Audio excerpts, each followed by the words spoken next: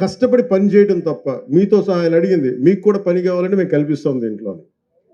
అంటే మీరు కూడా పని చెయ్యాలి, నాకు ఉపాధి లేదు అంటే రేపు పొద్దున నాకు పని లేనప్పుడు ఖచ్చితంగా నేను కూడా జాతీయ ఉపాధి హామీ పథకం కింద నేను పని చేస్తాను.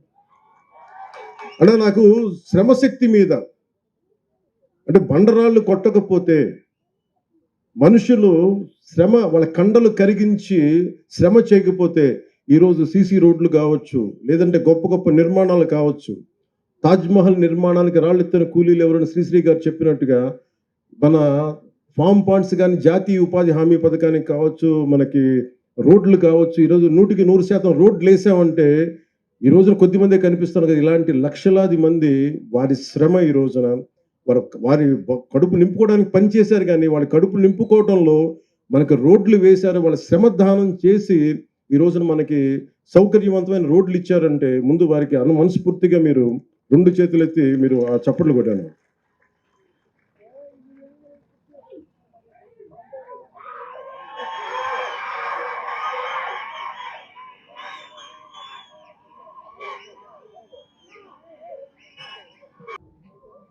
ఇందాక ఎయిర్‌పోర్ట్‌లో దిగ్గానే అంటే మీకు ఫార్మ్ పాండ్స్ గురించి చెప్పాలా?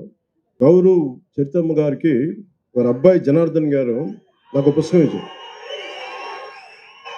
ఇది నేను నాకు చాలా ఇష్టమైన పుస్తకం ఇది. ఆయన ఏంటంటే 'ద వన్ స్టార్ రెవల్యూషన్' అంట. అంటే గడ్డి పరకతో విప్లవం.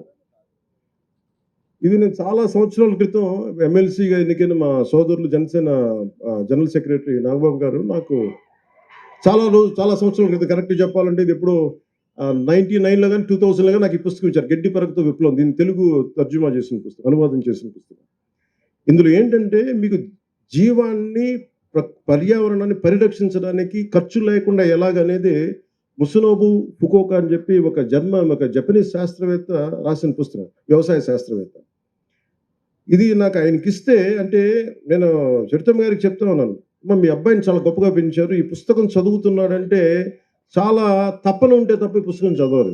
అంటే అందుకేనేమో మీరు ఎమ్మెల్యేగా ఎన్నికయ్యాక మీరు ఈ పుడిచెర్ల గ్రామంకి మీరు ఇక్కడ మనకి ఇన్ని ఊర్లుంటే, ఇన్ని జిల్లాలుంటే మీ దగ్గరికి నేను ఎందుకు వచ్చానంటే మేబీ ఇది మనసుని బలంగా లాగింది అనుకుంటున్నాను ఇక్కడికి. అంటే ఇది ఈ రోజున ఫార్మ్ పాండ్స్‌కి సంబంధించి సమగ్ర కొంచెం మీకు వివరించి అంటే మీకు చాలామంది మీరు సినిమా ఓజీ అంటున్నారు కానీ అంటే మీరు సినిమాలకెళ్తారు, హుషారుగా ఉంటారు. కానీ నీళ్ళు లేకపోతే మీరే సినిమాలకెళ్తారా? అందుకని ఎప్పుడేంటంటే మంచి అభివృద్ధి ఉండాలి, రోడ్లు కావాలి.